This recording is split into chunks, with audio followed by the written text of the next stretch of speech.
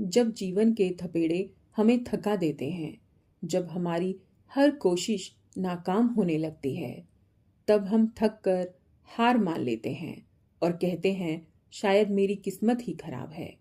हम अपनी असफलताओं का बोझ भाग्य के कंधे पर डाल देते हैं।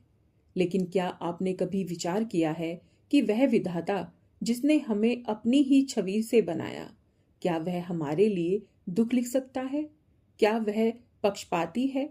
आज हम इस भ्रम को तोड़ेंगे और जानेंगे कि हमारे जीवन की बागडोर वास्तव में किसके हाथ में है।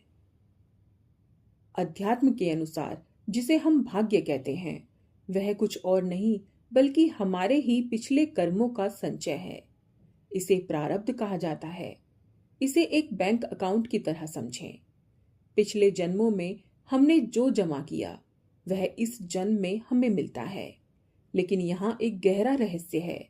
प्रारब्ध केवल परिस्थितियों को जन्म देता है, आपके फैसलों को नहीं।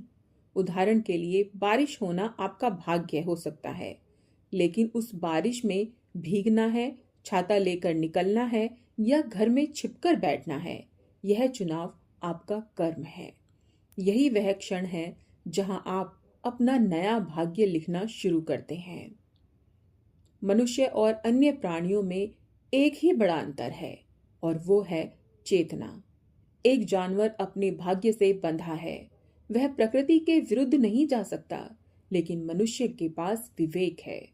भगवान बुद्ध ने कहा था, तुम अपने विचारों के परिणाम हो।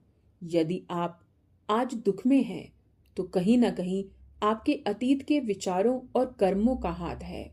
लेकिन अच्छी खबर यह है कि यदि आप आज अपने विचारों को बदल लेते हैं, तो आप अपने भविष्य की नींव बदल रहे हैं।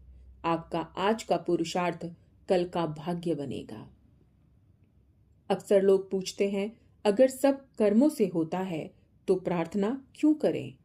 प्रार्थना आपके कर्मों के फल को बदलने की शक्ति नहीं रखती, बल्कि वह आपको उस फल को सहने और उससे ऊपर उठने की शक्ति देती है। जब आप गहरे ध्यान और ईश्वर के प्रति समर्पण में होते हैं, तो आप अपनी ऊर्जा को इतना ऊंचा उठा लेते हैं कि प्रारब्ध के छोटे मोटे कांटे आपको चुभते ही नहीं। जैसे एक बड़ा जहाज लहरों के ऊपर से निकल जाता है, वैसे ही एक आध्यात्मिक व्यक्ति कर्मों के थपेड़ों के ऊपर से निकल जाता है। यही वह स्थिति है जहां कहा जाता है ईश्वर ने भाग्य बदल दिया। अंत में बस इतना याद रखिए, आप कोई असहाय कठपुतली नहीं हैं।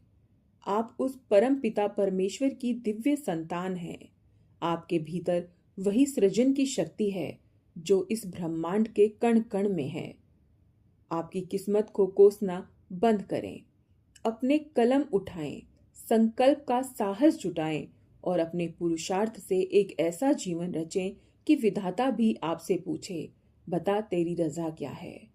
भाग्य को दोष मत दीजिए, खुद को तैयार कीजिए, क्योंकि भाग्य केवल अवसर देता है, लेकिन सफलता केवल आपका कर्म दिलाता है।